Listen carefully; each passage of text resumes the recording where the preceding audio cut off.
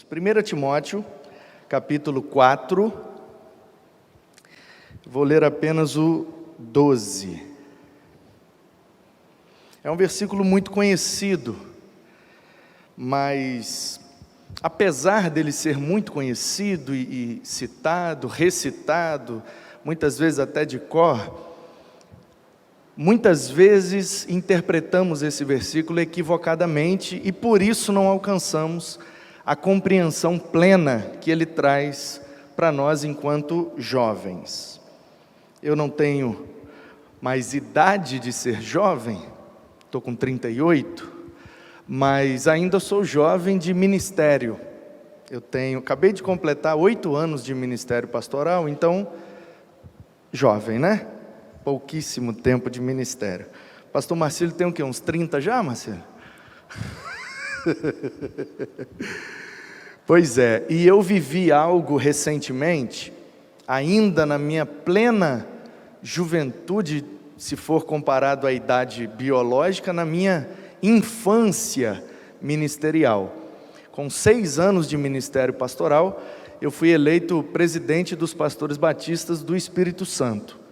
Então eu presido atualmente, já há 2 anos, 900 pastores. Inclusive, pastor Marcílio, pastor Marcelo Aguiar e mais 898 por aí. Então assim, o que eu vou falar aqui hoje vai servir para você como jovem, em primeiro lugar porque a orientação da palavra de Deus é Bíblia. E sendo um princípio bíblico, sempre vai servir para a gente, para o bem. E pela outra perspectiva de que eu, em minha vida cristã e principalmente ministerial, eu apliquei esses princípios aqui. Desde que me converti e aprendi isso aqui da maneira que a Bíblia de fato está ensinando, foi uma preciosidade para mim. Assim, a minha vida foi uma antes da compreensão disso aqui e outra depois de compreender isso aqui. Eu converti com 16 anos, adolescente, e aí muito interessado na igreja, querendo participar de tudo, aquele primeiro amor, o único crente da minha casa, da minha família, da minha convivência. Eu era skatista no Rio de Janeiro, né, na periferia, então assim, não tinha nada que me atraísse à igreja. E entrei na Igreja Batista Central, em Volta Redonda, no ano de 98. E não tinha naquela igreja nada que me atraísse enquanto adolescente. Um skatista de 16 anos, que gostava de reggae, de rap, e morava na periferia, e andava com o povo da periferia, das favelas. O que é que vai ter numa igreja extremamente tradicional, batista? Do lado tinha um grande colégio batista, não tinha bateria, não tinha guitarra, não tinha violão, não tinha painel de LED, não tinha nada. Tinha um órgão, um piano, um coral e o cantor cristão, eram as únicas músicas que eram cantadas. E eu fui num culto de quarta-feira, pela primeira vez que eu entrei numa igreja. Até os 16 anos eu nunca tinha entrado em nenhuma igreja. Eu não fiz primeira comunhão, essas coisas aí, não fiz nada disso, não participei de nada. Fui batizado lá bebezinho, porque minha mãe levou, minha avó, eu sou de família italiana, então muito católicos, me batizaram bebê, mas não tive experiência nenhuma. Minha espiritualidade até os 16 anos era nula, era zero. E aí eu entro numa igreja pela primeira vez na vida, ouço algumas músicas do cantor cristão, culto de oração, então a igreja estava vazia, a média de idade das pessoas que estavam ali naquele culto era em torno de 75 anos, em média. Então você imagina, um adolescente, e eu, pasme, eu era cabeludo, na verdade eu tinha muitos quilos a menos e muitos cabelos a mais. E aí eu tinha dreadlock. Sabe o que é dreadlock, né? O pessoal chama de Rastafari, a turma não sabe direito como é que chama, mas aquele cabelo tipo do Bob Marley, né? E sim, eu tinha dreadlocks, a maioria dos meus amigos tinha. A gente era do reggae, do rap e hardcore, e tinha banda, e aquilo tudo. E aí eu entro, sento lá no último banco, como se fosse ali assim, e uma igreja grande como essa, talvez um pouco maior, mas fiquei muito longe do púlpito, mas ainda assim, mesmo não tinha nada, sabe? Essas coisas que a gente usa hoje, e aqui não tem agora, mas geralmente os congressos, os cultos de juventude, bota um fundo preto, bota um latão para a gente pregar, e apaga a luz e tal, nada contra nada disso, eu gosto, mas não tinha nada disso, a igreja é extremamente clara, tudo de madeira, púlpito de madeira gigante, o pastor entrou, o microfone era preso aqui no púlpito, então assim, não tinha nada que me atraísse. Eu fui a convite de um amigo, que tinha pouquíssimo tempo de convertido, e naquela noite o pastor Nilson de Márzio pregou um sermão em Lucas 15, na parábola do filho pródigo, chamado Deus é o Pai que você precisa.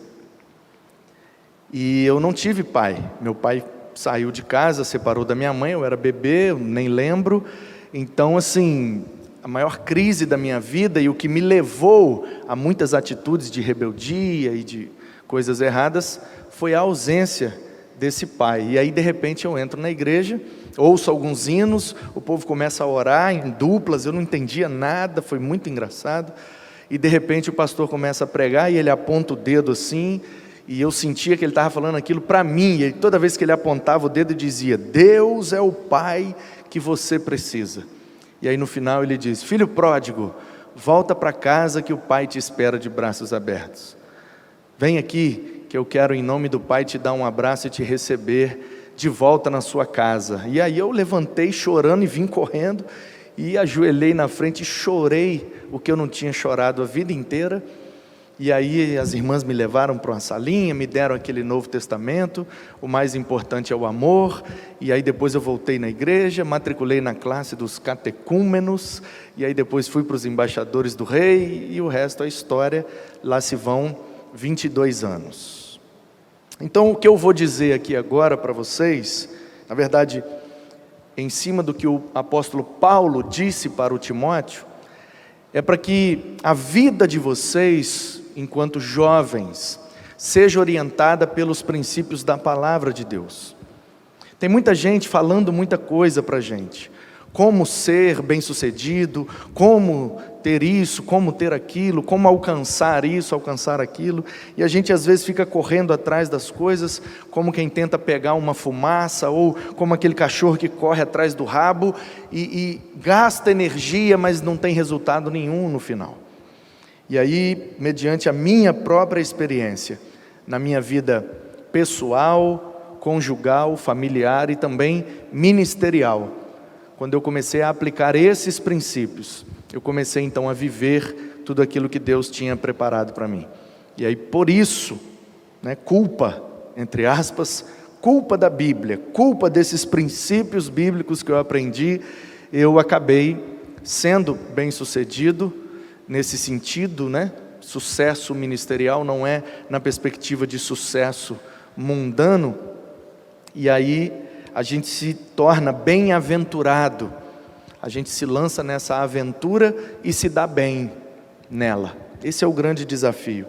Então assim, vivendo baseado nesses princípios, e mesmo sendo muito jovem, com 36 anos, mesmo tendo pouquíssimo tempo de ministério, 6 anos de ministério, e aí eu recebo essa notícia, sabe, quase 400 pastores reunidos em assembleia, votam e pela maioria eu fui eleito presidente dos pastores batistas do Espírito Santo. Então assim, me parece que isso aqui funciona. Talvez você não quer ser pastor, você não quer desenvolver um ministério, você não tem esse chamado específico na sua vida, mas o que eu quero te dizer é que se você prestar atenção e colocar em prática, esses princípios podem te tornar bem-aventurado em qualquer coisa que você fizer para a glória de Deus e para o reino de Deus. Eu quero passar num concurso, eu quero tirar uma boa nota no Enem, eu quero fazer determinada faculdade, não importa o que você pensa da sua vida. Se você enquanto jovem, principalmente jovem cristão, se você pegar esses princípios e viver isso, você vai alcançar aquilo que Deus tem preparado para você de maneira abundante e preciosa. Então quero contar com a sua atenção, porque isso daqui pode realmente dar um novo rumo à sua vida a partir de hoje. Diz assim o texto, 1 Timóteo, capítulo 4, versículo 12. 1 Timóteo 4, 12. Ninguém despreze a tua mocidade. Pelo contrário, torna-te padrão dos fiéis, na palavra, no procedimento, no amor, na fé e na pureza. Eu estou lendo na Almeida, Revista e Atualizada. Pode ser que você esteja lendo numa outra versão, tenha uma ou outra palavra diferente, mas o sentido é o mesmo e os princípios são os mesmos. Eu só vou usar as palavras dessa versão aqui que eu estou lendo nesse texto. Então, primeiro, deixa eu te explicar o que é que está acontecendo aqui. A gente lê esse versículo assim sozinho, sem prestar atenção no contexto, e numa primeira leitura, desavisada, superficial, a gente pensa que a Bíblia está dizendo o seguinte: ninguém despreze a tua mocidade. Ou seja, você que ainda é jovem, você que ainda é moço ou moça, você não pode desprezar esse tempo da sua vida. Enquanto você ainda é jovem, não despreze a sua juventude. Use a sua energia, a sua força, o seu vigor de jovem para servir a Deus, para fazer as coisas de Deus. Se você gastar a sua energia, a sua juventude com coisas que não prestam, você vai ter desprezado a sua juventude. Num primeiro momento é assim que a gente interpreta. Só que não é isso que o texto aqui está dizendo. Isso que eu acabei de falar é bíblico. Nós não podemos desperdiçar o nosso vigor, enquanto somos jovens, com coisas que não são produtivas e edificantes, porque senão é perda de tempo. E aí quando a gente acordar, amadurecer e quiser fazer o certo, aí a gente não tem vigor mais, a gente pode não conseguir, porque passou o tempo certo de fazer aquilo. Isso é bíblico, mas isso está lá em Eclesiastes. Ok? Não é isso que o Paulo está dizendo aqui para o Timóteo. Então, se você ler essa frase na perspectiva de que Paulo está escrevendo para o Timóteo, então é o Paulo dizendo para o Timóteo: ninguém despreze a tua juventude, a tua mocidade. Então, o que é que está acontecendo? E aí a gente já desconfia que tem alguma coisa aqui que a gente não compreendeu direito. Porque se é uma orientação do apóstolo Paulo para o seu discípulo, o seu filho na fé, Timóteo, então peraí, antes de eu entender o que é que a Bíblia está falando comigo, eu preciso entender o que é que o Paulo falou com o Timóteo. E aí você estuda o livro de Atos, você estuda todas as cartas paulinas, e você vai entender o seguinte: Paulo plantou uma igreja em Éfeso, a capital da Ásia Menor. Se a Ásia Menor fosse o Espírito Santo, Éfeso é Vitória, porque é a cidade portuária, e por ser a cidade na beira-mar e ter o porto, se tornou a capital. É a maior cidade, atraiu maiores investimentos, maior rota comercial, e aí as pessoas vão se aproximando. É por isso que a grande Vitória é muito mais habitada do que os interiores, porque aqui estão as grandes oportunidades. Por quê? Por causa do porto. Onde tem um porto, a coisa acontece. Então Éfeso é a cidade portuária, e aí você tem toda a Ásia Menor, com 9 cidades mais relevantes e algumas vilas menores. Então você tem Éfeso, Esmirna, Pérgamo, Tiatira, Sardes, Filadélfia, Laodiceia, Colossos e Hierápolis. 9 cidades relevantes naquela região conhecida como Ásia Menor. Paulo passou por ali em 2 de suas viagens missionárias. E na terceira, ele passa lá, fica 3 anos em Éfeso, e depois ele se despede dos efésios, dizendo: tchau para vocês, agora eu preciso fazer aquilo que Deus preparou para mim, eu vou para Jerusalém, e depois eu tenho que ir para Roma, seja lá onde for, eu preciso fazer com que o Evangelho chegue aos confins da terra. porque em Atos 1:8, Jesus dá uma promessa. E o livro de Atos não é nada mais do que a narrativa de como o Espírito Santo fez com que a promessa de Jesus se cumprisse. O que é que Jesus promete em Atos 1:8? Ora, fiquem em Jerusalém, que eu vou derramar o Espírito sobre vocês. E aí vocês vão ter um poder para serem minhas testemunhas. Vocês vão conseguir testemunhar sem medo de morrer. E aí vocês serão testemunhas em Jerusalém, na Judéia, Samaria e até os confins da terra. Se você lê o livro de Atos nessa perspectiva, você vê que todo o livro é o desenrolar dessa frase. A perseguição começa em Jerusalém, os crentes se espalham para a Judéia, continuam sendo perseguidos, se espalham para Samaria, continuam sendo perseguidos, se espalham até chegar na capital do império, Roma, e dali espalhou para o mundo inteiro. Então Paulo está em Mileto, se despedindo dos presbíteros de Éfeso. Presbuteroi é uma palavra grega que é a equivalente à palavra sanhad, no hebraico, que é ancião. Sanhedrin é o conjunto dos anciãos da nação. É o que é traduzido, na verdade, transliterado por sinédrio. Se juntava o sinédrio, 70 homens com o sumo sacerdote, e eles julgavam todas as causas, porque eles eram os maiores conhecedores da lei de Moisés. Então Paulo nem vai em Éfeso, ele manda chamar os caras lá em Mileto, porque ele provavelmente teve medo: se eu pisar em Éfeso eles me seguram e não deixam eu sair mais, então eu não vou nem lá. Ele já chama os caras lá em Mileto, e os caras vão, porque a igreja de Éfeso é apaixonada pelo apóstolo Paulo. Por onde ele passava, ele era essa bomba na mão de Deus, assim. Ele era muito preparado. O currículo de Paulo, gente, é um negócio absurdo, absurdo. Se fosse nos dias de hoje, o Paulo seria um cara assim, muito top. Se ele fosse solteiro, ele seria o cara mais cobiçado numa igreja. Porque é o seguinte, o Paulo, ele é de Tarso. Ele é de Tarso. Eu não vou comparar com Vitória para eu não arrumar problema com vocês.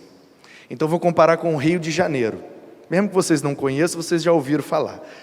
Se as terras bíblicas, principalmente ali ao redor da Palestina e do Egito, fossem o Rio de Janeiro, Tarso é a Barra da Tijuca. Tá bom? Então, se as terras bíblicas fossem Vitória, Tarso seria Jardim da Penha, Jardim Camburi, Mata da Praia.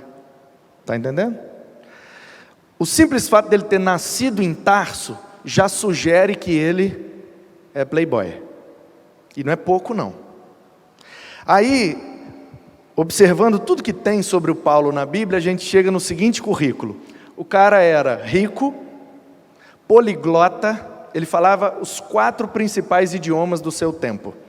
Ele falava hebraico, por causa das escrituras, ele falava aramaico, por causa da conversa entre os judeus naquele tempo era aramaico. Aramaico é a língua vernacular, é como eles conversam. Hebraico era a língua escrita, então eles precisavam saber hebraico para estudar a Bíblia e saber aramaico para conversar. Ele é cidadão romano, sendo cidadão romano ele tem que falar latim. E ele também sabe o grego, que é a língua universal do seu tempo.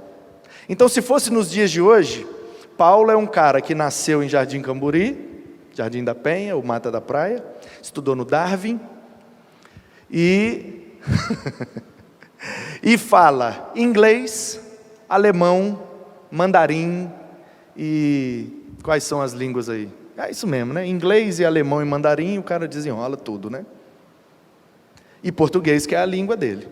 Então o cara nasceu em Jardim da Penha, o cara estudou no Darwin, o cara é poliglota e fez engenharia na UFES, porque ele estudou em Alexandria, e naquele tempo era a maior escola, e ele era fazedor de tendas, trazendo para os dias de hoje, construtor de casas, arquiteto, engenheiro civil, alguma coisa nesse sentido.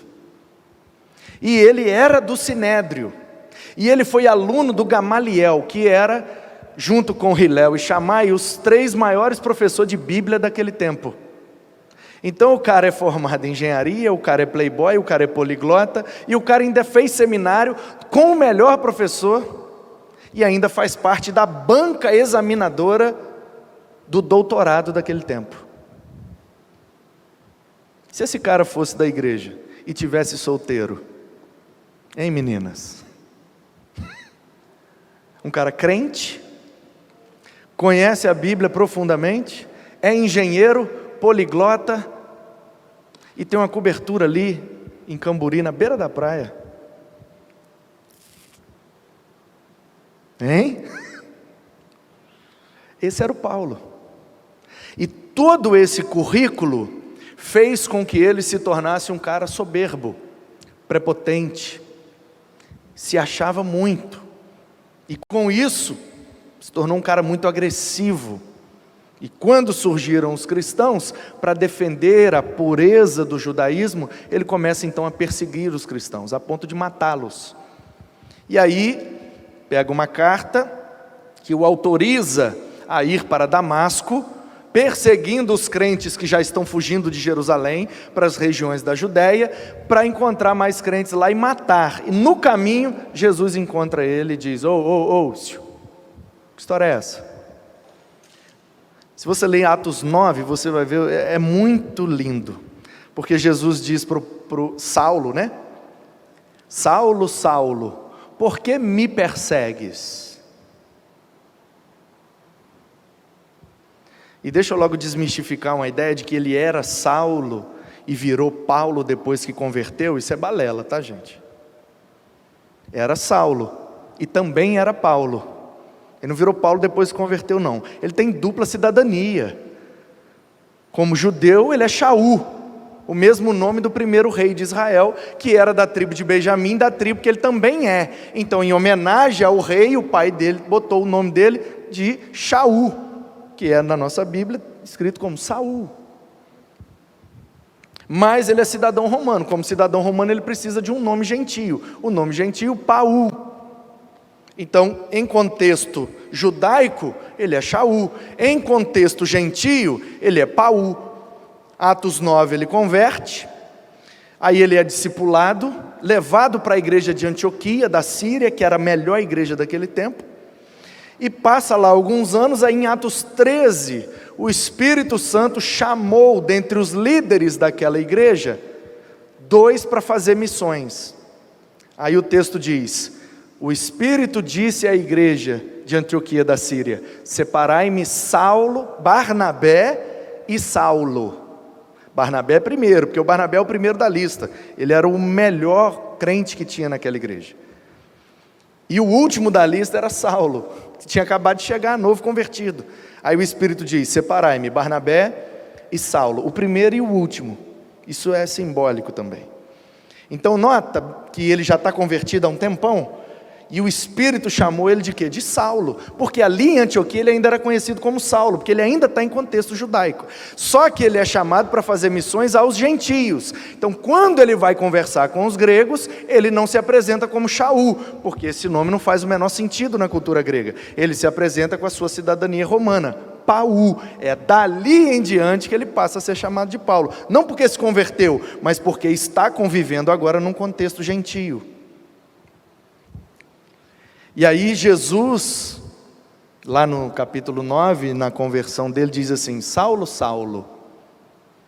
E repete 2 vezes, porque isso faz parte da cultura, né? Samuel, Samuel. Toda vez que Deus vai falar com uma pessoa, repete o nome dela 2 vezes. Era assim que eles compreendiam, né? Saulo, Saulo. Aí ele já percebe: opa.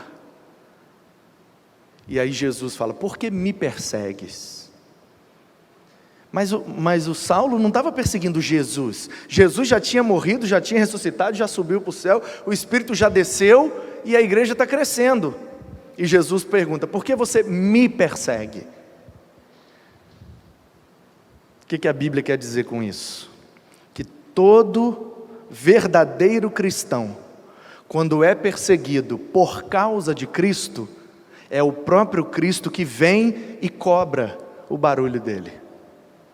Portanto, se você está sendo perseguido por causa de Cristo, Porque tem gente que é perseguido porque é chato, é perseguido porque é mentiroso, é perseguido porque é soberbo, prepotente, aí é perseguido porque está vacilando mesmo.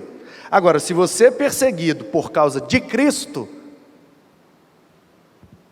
aí você fica tranquilo, que Ele vai vir e vai resolver o problema. Que aí passa a ser um problema dele, porque Ele quer usar você para um propósito. Se alguém tentar impedir, o problema não é mais seu, é dele. Aí Ele vem e resolve. E resolve mesmo, eu já vi várias vezes. Precisa se preocupar, pode dormir tranquilo, Ele resolve, no tempo dele, mas resolve. Então, percebe como esse cara era muito cheio de capacidade, o currículo dele é muito grande, ele é muito preparado, por isso, talvez, e com certeza pela característica de ter sido usado pelo Espírito de Deus, ele foi tão produtivo, muito produtivo. Ninguém na Bíblia e no Novo Testamento se equipara ao apóstolo Paulo em termos de produtividade para a expansão do reino de Deus. Ninguém. Só para você ter uma ideia, Moisés é o cara para os hebreus, para os judeus. Moisés escreveu 5 livros. O João era o discípulo amado, aquele que deitava no colo de Jesus. Dos 12 foi o que teve mais intimidade. Escreveu 5 livros. Se juntar o Moisés, que é o cara do Antigo Testamento, e o João, que é o cara do Novo Testamento, dá 10 livros, menos que o Paulo, ele escreveu 13. Metade do Novo Testamento é de Paulo, gente. São 27 livros, 13 é dele. Tem noção do quanto esse cara produziu? Um pastor que escreve 13 livros. Pastor Marcelo é escritor, já escreveu quantos livros, pastor Marcelo? Sabe, Marcelo? 16 ou 17? Então, top, não é? Top. Um cara hoje em dia, um pastor que escreve 17 livros, top das galáxias. E um cara que escreveu 13 livros, só que está na Bíblia. Então, o que eu estou querendo fazer você entender? O Paulo é desejado por todas as igrejas do Novo Testamento. Todas as igrejas queriam que o apóstolo Paulo fosse membro dela. Então, quando ele passa 3 anos em Éfeso, o povo de Éfeso ficou mal acostumado, no bom sentido, ou seja, o cara é muito bom, o cara sabe a Bíblia toda, o cara é engenheiro, o cara é cidadão, o cara é poliglota, o cara conhece tudo, o cara é vivido, é experimentado, ele conversa de qualquer assunto, ele fala muito bem, ele ensina como ninguém, ele entende a nossa mentalidade gentílica, helênica, ele consegue fazer a gente entender a vontade de Deus de um jeito que ninguém mais consegue. Ninguém quer perder o Paulo. E aí ele dá tchau para a igreja de Éfeso, vai embora e depois envia o Timóteo para ser pastor lá no lugar dele. Quem era o Timóteo? Um seminarista, filho de judeu, de gentio, pai dele era grego, a mãe dele era judia, a avó dele é crente, conhece a Bíblia, Lloyd. A Eunice, que é a mãe dele, já é meio misturada, porque a avó dele já casou com um grego, a mãe também é misturada, e aí casou com outro grego, misturou, mas quer dizer, ele tem 25% de crente. Mas a avó dele, mesmo com esses 25%, ensinou um pouco de Bíblia para ele. Bíblia, aqui eu estou querendo dizer, a lei de Moisés. Os 5 primeiros livros da Bíblia, o Pentateuco, uma ou outra profecia. E uma ou outra história de Israel. Aí ele tem aquela sementinha plantada. Quando o Paulo passa na cidade dele junto com o Barnabé, ele ouve aquilo e fala, é isso aí que a minha avó me ensinou desde criança, isso aí é verdade sim, eu creio, eu acredito. E aí ele se converte e se lança por inteiro naquele negócio, de tal forma que Paulo quer levar ele como auxiliar. E aí ele começa a ser discipulado por Paulo. começa a trabalhar junto com Paulo, vai aprendendo a Bíblia, a igreja, o ministério, vai desenvolvendo a sua espiritualidade, e aí o Paulo então fala: agora, Timóteo, você vai ser pastor lá de Éfeso, a igreja da capital. Ele é o seminarista, está aprendendo ainda, ele não é poliglota, ele não é cidadão romano, ele não é de Tarso, é um menino pobre, que fala errado e que nem está formado em teologia ainda. Aí ele vai para substituir o Paulo. Imagina como é que ficou a igreja de Éfeso. 3 anos aprendendo, sendo pastoreados e ouvindo Paulo pregar, aí de repente chega o Timóteo. Oi gente, boa noite. O problema aqui desse texto bíblico aqui, ó, é que não sei, aí o povo já olha e fala: ei, esse menino aí não vai rolar não, hein?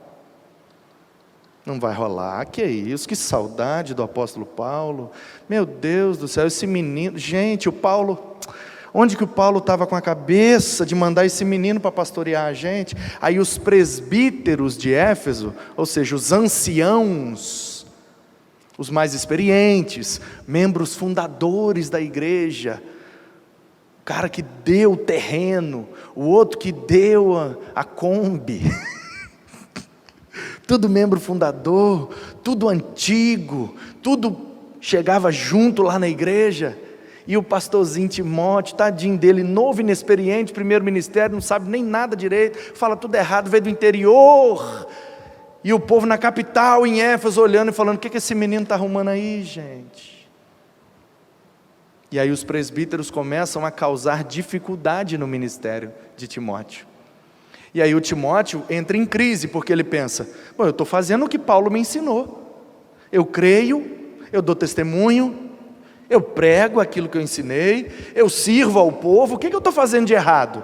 E de fato, os presbíteros não tinham um erro ético, moral ou doutrinário para apontar na vida do Timóteo. Ele não tem fatidicamente um erro, ele não está errado, ele só não é o Paulo. Aí os caras, para ter uma saída, então o que a gente vai falar com ele? Que a gente não quer mais ele, por quê? Ele não pregou nada errado mesmo, mas não é igual o Paulo. Aí a tangente que eles pegam é o seguinte: não, você não serve para ser o nosso pastor, porque você é muito jovem. Entendeu? Para não serem mal educados, de dizer: é porque você fala errado, é porque você é do interior, é porque você não tem um currículo de Paulo, você não tem eloquência, você não, sabe, aquela mente de quem está na capital, que é tudo do bom e do melhor. Mas se eu falar que não pode por causa disso, aí vai pegar mal para mim. Então vamos jogar na idade dele, que aí a gente sai de boa. Mas por que eu não posso ser pastor de vocês? Não, não tem nada a ver que você é do interior, que você fala errado. Não, nada disso, que é isso, a gente te ama em Cristo Jesus. O negócio é que você é muito novo, você é muito jovem. E aí os caras começam a bater no Timóteo, perseguir o Timóteo, dificultar o ministério do Timóteo, a ponto dessa notícia chegar lá em Roma. O Paulo está preso, todo mundo abandonou ele está mordido, final da vida, final do ministério, não tem ninguém para me defender, ninguém para me ajudar, todo mundo que eu fiz, um monte de coisa, agora virou todo mundo as costas para mim. E o povo lá ainda está batendo no Timóteo: me dá um pergaminho aqui que eu vou escrever uma carta para ele. Timóteo, meu filho, o negócio é o seguinte, é isso, não permita que ninguém te despreze pelo fato de você ser jovem. É isso que esse versículo está dizendo. Ninguém despreze a tua, Timóteo, a tua mocidade. É isso que quer dizer essa frase. Paulo está dizendo para o Timóteo: não permita que esses presbíteros de Éfeso, só porque tem mais idade que você, te desprezem e não te respeitem como pastor deles, só porque você é jovem. Não permita isso, Timóteo. E aí Paulo, como era o cara que eu já falei que ele era, ele entendeu: se eu falar para o Timóteo não permitir, ele vai me perguntar: como que eu faço para não permitir? Aí o Paulo dá o desafio e já dá a solução. Não permita que te desprezem.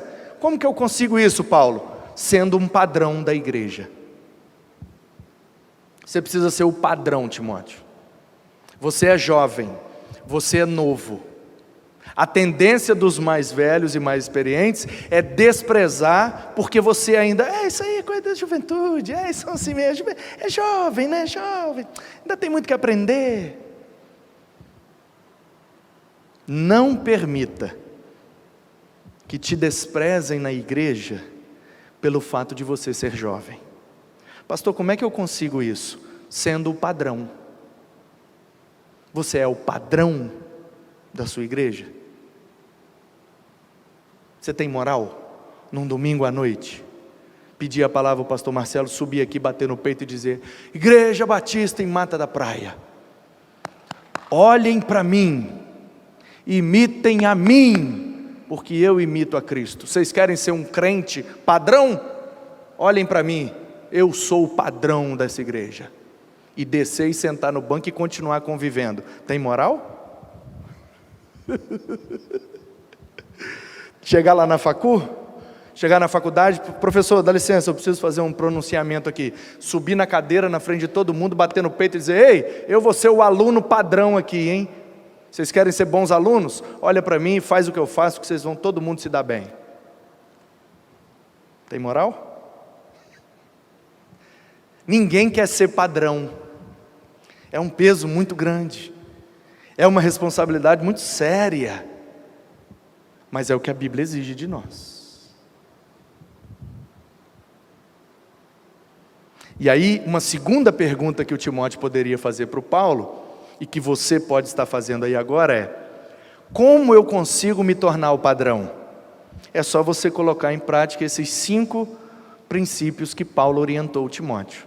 Porque a parte B do versículo diz: seja um padrão dos fiéis na palavra. Na palavra.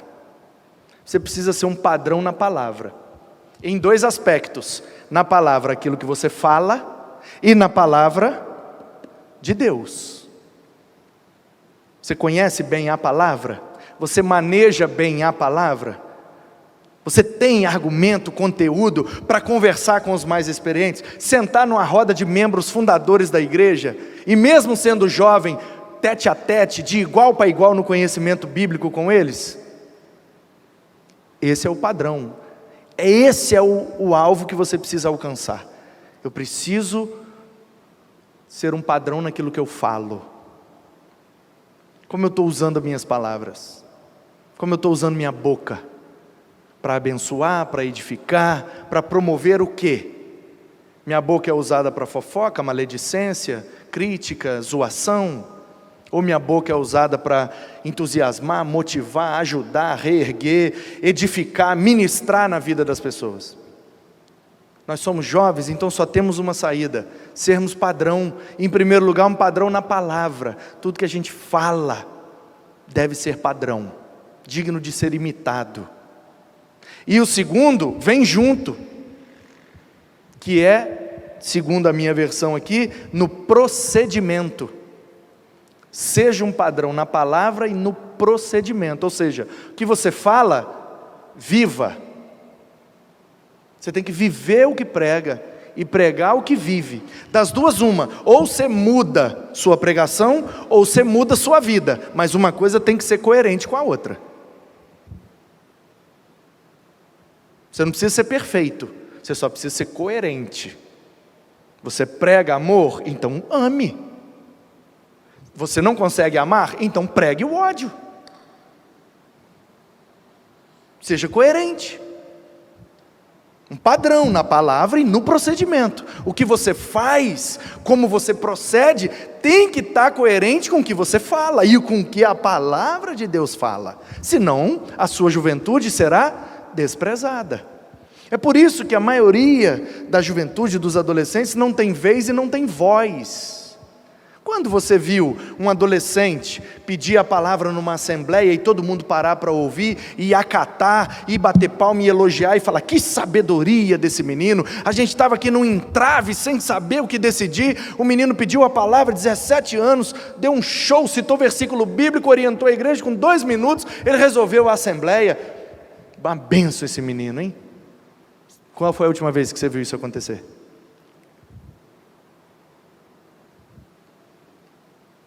A gente não quer ser padrão na palavra, a gente não quer ser padrão no procedimento, mas quer ter vez e quer ter voz. Não rola, meu querido. Tem que ser padrão, senão você é desprezado. Ah, pastor, mas é impossível isso. Eu estou te dizendo, é possível. Um cara de 36 anos, com 6 anos de ministério, foi eleito presidente de 900 pastores nesse estado. A maioria com idade para ser meu pai e meus avós. Como que eu consegui? Por causa disso aqui, ó. Que eu sei como usar a minha boca, que eu sei como usar o meu procedimento. Eu tomei para mim a responsabilidade de ser um padrão. Eu sou perfeito? Não estou pregando perfeição, estou pregando coerência. Eu não parei de andar de skate, eu não parei de jogar basquete, eu não parei de fazer minha zoeira, de ser o cara do fundão, que faz bagunça, e junta com a galera, e joga bola, e tal. O Marcílio me conhece, eu não mudei 1 milímetro, eu continuo sendo o mesmo cara. Porque o que eu prego eu vivo, não prego perfeição, prego coerência. Coerência. Se eu prego perfeição, então eu tenho que ser perfeito. Como eu sei que eu não consigo ser perfeito, então eu prego graça. Ninguém merece, gente. Ninguém merece, é Deus e o problema é dele.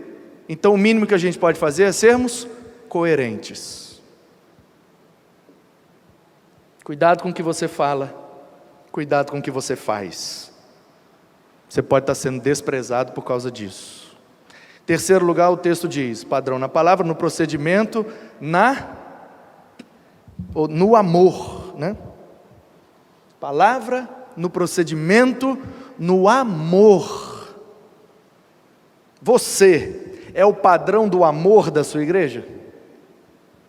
A pessoa mais amorosa de Mata da Praia é aquela menina ali, ó, 16 anos.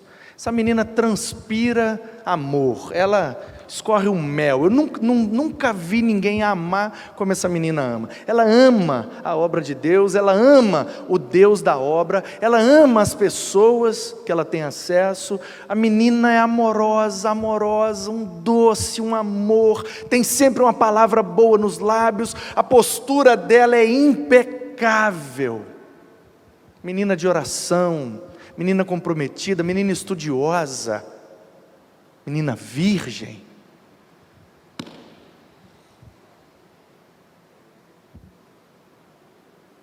O problema é que a gente não quer ser o padrão, e aí a gente não vai ser respeitado. A gente só vai ser respeitado quando a gente se tornar o padrão. É Bíblia, gente, é verdade. Isso aqui é um princípio imutável. Isso foi escrito há quase 2000 anos atrás e é assim até hoje. Se você não tiver moral no que você fala, no que você faz e na maneira como você ama, você nunca vai ser respeitado. Então o Paulo está dizendo para o Timóteo, tudo que você falar com essa igreja, você tem que cumprir, e você tem que amar, com o amor de Deus, os presbíteros que quanto mais eles te baterem, mais você ama eles, quanto mais eles te caluniarem, mais você serve a eles, quanto mais eles te prejudicarem, mais você abençoa eles. É assim que você vira o jogo, Timóteo, é assim que ninguém vai te desprezar, na palavra, no procedimento, no amor, na fé. Diz o texto, o quarto princípio, padrão na fé.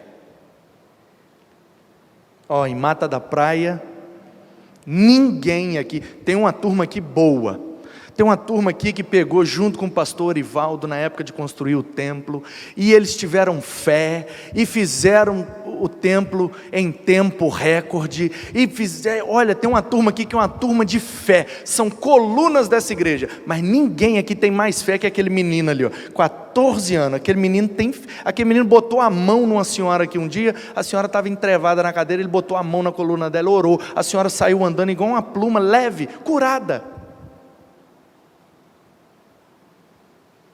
Um dia a gente estava ali passando na Rua da Lama, fomos comer uma pizza, na hora que a gente estava voltando, um rapaz caiu no chão estribuchando, estava endemoniado, ele chegou lá, botou a mão na cabeça do cara e falou, sai em nome de Jesus, o cara levantou, saiu bonzinho, menino crente, 14 anos, aí a gente estava numa rodinha ali na praça, chegou uns caras, começou com uma conversa fiada, e o cara veio falando que não acredita em Deus, que não sei o que, que nananã, ele falou 2 frases, daqui a pouco os caras estavam ajoelhados, chorando, e ele orando pelos caras, e os caras aceitando Jesus, na praça ali, ó, 14 anos de idade, menino mais crente da igreja, esse menino aí, ó. Aí começa a chamar até de pastorzinho, bota ele para pregar, bota ele para liderar, bota ele para fazer, esse menino é a bênção, menino crente, é isso aí, a gente só vai ter moral, quando a gente for o padrão, na palavra, no procedimento, no amor, na fé, tem que crer, povo crente, pastor Marcelo anunciou, ó, a irmã, fulana de tal, pediu oração, está com uma enfermidade gravíssima, não está podendo vir à igreja, pediu para a igreja orar, vamos fazer um momento de oração especial pela irmã fulana de tal? Aí a igreja orou, terminou o culto, a juventude se uniu, precisou o pastor Marcílio falar nada, ninguém falar nada, brotou no coração da juventude, vamos lá na casa da irmã fulana de tal, orar por ela? Bora. Quem sabe onde é? Eu sei onde é, dá para ir a pé? Dá. Aí junta a galera toda e sai daqui e vai lá. Bate palma, a dona sai na janela, vocês cantam um louvor, estende a mão e ora. No dia seguinte ela está curada. Aí ela vem aqui e dá o testemunho. Sabe por que eu estou curado? Por causa dos meninos, a juventude foi lá em casa, cantaram um louvor e oraram por mim, eu não sinto mais nada, refiz os exames, estou curada. Aí a igreja vai lá e vai falar, o quê? Os adolescentes foram, os jovens? Pastor Marcílio, o senhor está sabendo disso? Não sei não, eles fizeram por conta própria aí. Qual foi a última vez que isso aconteceu? Qual foi a última vez que a juventude se tornou para a sua igreja o padrão de Cristo? É por isso que a gente continua sendo desprezado. Isso é, os meninos juventude, sabe como é que é, né? Só gosta de oba-oba. Se trouxer um cantor famoso, aqui lota. Mas falar que é Bíblia, isso é jovens. Agora, bota um culto de oração 6 horas da manhã. Aí os presbíteros vêm em peso. Aí na hora de tomar a decisão, a gente quer ter mais poder de decisão do que eles. Não, a gente não tem a moral que eles têm de sustentar a igreja com a fé deles. A gente só quer o barulho. A gente só quer luz, câmera, ação, a gente só quer o oba-oba. A gente é incapaz de deixar de comer um lanche para poder ofertar para missões. A gente é incapaz de deixar de comprar um jogo novo, de comprar um celular novo, para poder investir na obra da igreja, uma reforma, uma expansão, ou num ministério. A gente não quer sacrificar R$10, como é que a gente vai ser padrão da igreja? Não tem condição, gente. Não tem condição não. Não funciona. Não funciona. Tem que falar padronizado com Cristo. Tem que viver, tem que amar, tem que crer. E em último lugar o texto diz, tem que ser puro, pureza. Padrão na pureza. Até onde sabemos, Timóteo foi ser pastor daquela igreja solteiro. Capital, cidade grande. Os cristãos são perseguidos. Isso faz com que eles sejam ainda mais unidos. Você imagina uma igreja que se reunia numa casa, que não podia ter templo naquele tempo. É perseguição. Como é que vai fazer assim ao ar livre, todo mundo vendo? Não pode, é morto na hora. A igreja reunia escondido, nas casas, todo mundo junto, todo mundo próximo. O líder daquele povo tinha um destaque. Um cara novo, crente, sabe Bíblia, discípulo de Paulo, e está ali na frente pregando, todo domingo para a gente. Ele se torna uma referência. Imagina a quantidade de menina que não dava mole para o Timóteo. Os presbíteros não queriam ele, porque ele era muito jovem, mas as meninas jovens, ele é o líder, ele está lá na frente, ele é o enviado de Paulo para a nossa igreja. Imagina a quantidade de menina que não queria ficar com o Timóteo. Aí o Paulo está dizendo, você presta atenção, hein, rapaz, você seja puro, porque se você cair com essas meninas aí, você vai perder a moral com os presbíteros, porque daqui a pouco vaza a fofoca, e os primeiros que vão saber são os presbíteros da igreja. Aí quando você for repreender, eles vão falar, fica quieto aí, pastorzinho, fica pegando as meninas aí escondidas aí, agora quer vir ensinar a gente a ser crente? O cara perde a moral. Por que a gente perde a moral na igreja? Porque a gente vive de forma imoral às vezes. A gente quer viver, ainda que a gente acha que é escondido, né? A gente acha que é escondido, de forma imoral. Aí depois, na hora de conviver e de sermos igreja, a gente quer ter moral com a igreja. Enquanto a gente não for o padrão, a gente não vai ter moral. Não adianta. Padrão na palavra, no procedimento, no amor, na fé e na pureza. Pureza. Se a gente conseguir viver esses 5 princípios, a gente vai ter moral e vai ser bem sucedido na igreja, na faculdade, no trabalho, na família, na vizinhança, onde quer que a gente estiver. O que quer que estivermos fazendo ou intentando, se a gente for o padrão, a gente alcança. Então preste atenção como você está usando sua boca, preste atenção em como você está usando seu corpo, preste atenção em como você está amando, preste atenção em como você está crendo e como você está vivendo com aquilo que o Senhor já pediu para você viver de forma pura, santa, separada, para a glória dEle. Se vocês forem um padrão, vocês nunca serão desprezados, e o Senhor vai levá-los a cumprir o seu propósito nas suas vidas. Que Ele te abençoe, que você tome esse desafio, que de hoje em diante, você viva de acordo com esse padrão, de acordo com esses 5 princípios, e é só deixar o tempo passar, e a bênção vai te alcançar, em nome de Jesus. Amém.